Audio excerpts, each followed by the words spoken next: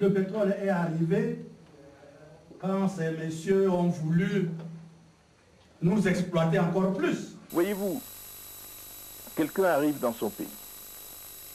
Il commence par la brutalité du langage. Nous laissons passer, nous disons, c'est les préélections, c'est les campagnes électorales qui commencent. Nous ne disons rien. Il cherchait bien la provocation. De ce côté-là, il ne l'a pas trouvé.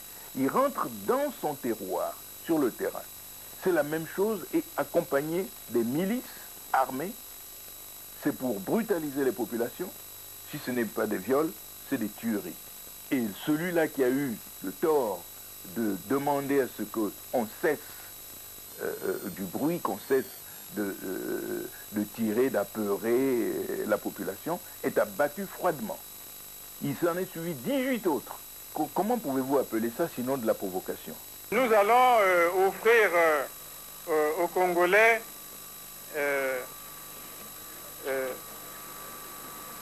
la réconciliation nationale et nous n'allons pas singer cela. Provoqué, et entretenu par le même, aujourd'hui, Sassou. C'est lui qui avait des moyens, c'est lui qui achète la drogue, c'est lui qui achète des armes, qui distribue les armes, c'est lui qui fait faire des tranchées dans les rues, c'est lui qui fait faire des barrages dans les rues, avec des jeunes gens que nous avions appelés à cette époque-là des milices.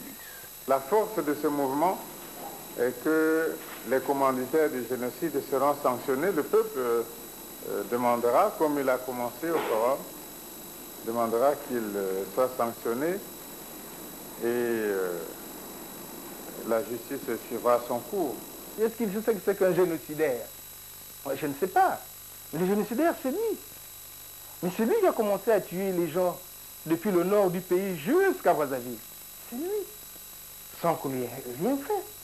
Il a commencé par tuer les gens à Ouando, il les a tués à Oyo, il les a tués dans les plateaux, il est venu tuer à Brazzaville. Il n'y a pas d'amalgame à faire entre les forces du peuple et les génocidaires qui s'excitent à l'étranger. Ils ne sont même pas là.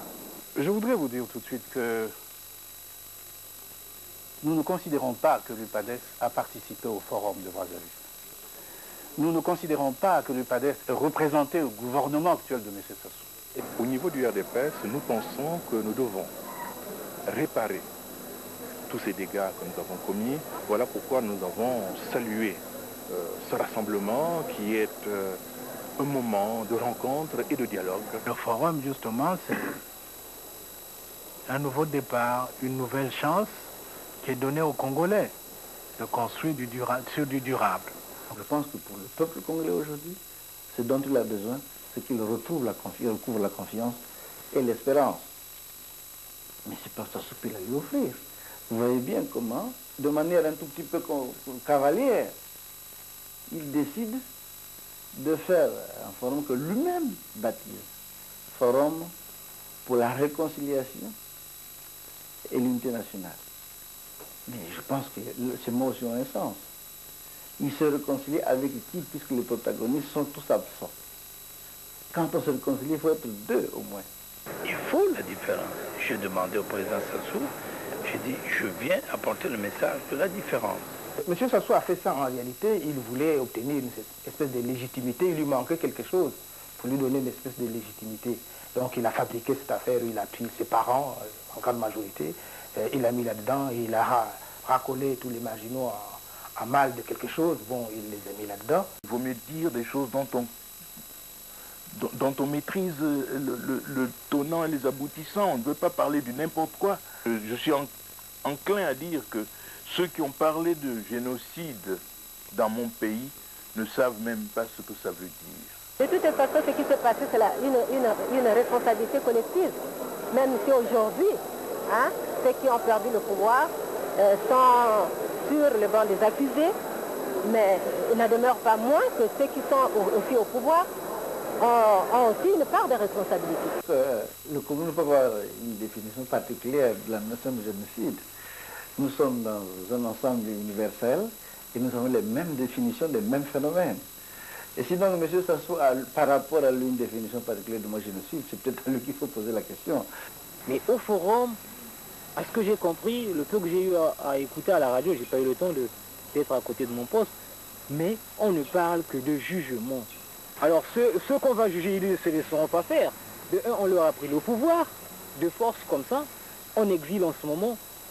Et qu'est-ce qui les empêche de refaire un tour ici un bon matin, comme ça, débarquer avec des BEM 21 toujours, avec des mercenaires, et venir faire encore une guerre ici? Ce que j'aurais demandé, c'est que l'on oublie ça. Dès plus attirer l'attention de nos dirigeants, parce que en fait, ce qui importe plus, c'est d'abord, ce que je voulais dire, c'est d'abord toucher du doigt les problèmes des étudiants. Pour avoir de l'argent, on est obligé de corrompre ce qui nous fait, donc de donner 5 000. C'est trop. Donc je me rends compte que vraiment les choses ne marchent pas toujours. Il y a trop de corruption.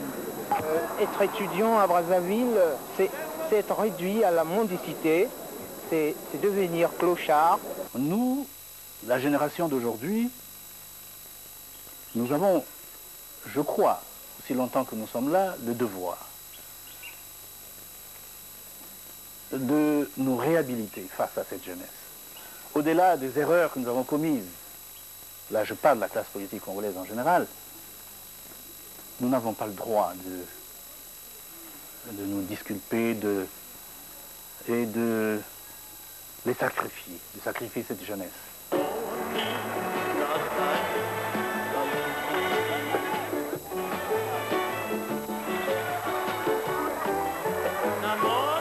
Il faudrait que nous fassions les uns et les autres l'effort de nous dépasser. Il faut rassurer ce peuple. Il faut le rassurer. Mais comment voulez-vous le rassurer? Il y a une armée d'oppression. Il faut qu'elle s'en aille. Au moment où vous m'interrogez, on continue d'assassiner, on continue de piller, on continue, le peuple continue de vivre dans une insécurité totale. Il faut absolument nous aider à prendre langue avec nos adversaires. J'espère qu'ils se considèrent comme toujours comme Congolais. J'espère qu'ils considéreront ceux qui sont en face d'eux comme des Congolais. Et qu'ils considéreront que c'est le Congo d'abord. Si nous étions restés au pays, après la victoire militaire de M. Sassou, il ne nous aurait pas épargné la vie. Nous avons dû donc quitter le pays pour nous épargner la vie et avoir la possibilité de continuer la lutte. Nous n'avons pas la culture démocratique. Nous nous asseyons souvent sur des partisans pour pouvoir faire passer les problèmes qui sont liés à l'application de la Constitution, à l'exercice du droit légal par un gouvernement démocratiquement mis en place. Mais nous, c'est clair. Sur ce point, notre position est claire comme l'eau de roche. C'est clair. C'est un coup d'État, un coup de force. Ce sont des putschistes qui se sont emparés du pouvoir par des méthodes les plus sauvages. Je ne peux pas dire autre chose. Si nous étions restés au pays, après la victoire militaire de M. Sassou, il ne nous aurait pas épargné la vie. Nous avons dû donc quitter le pays pour nous épargner la vie et avoir la possibilité de continuer la lutte. À un peuple, on donne des choix. On n'impose rien.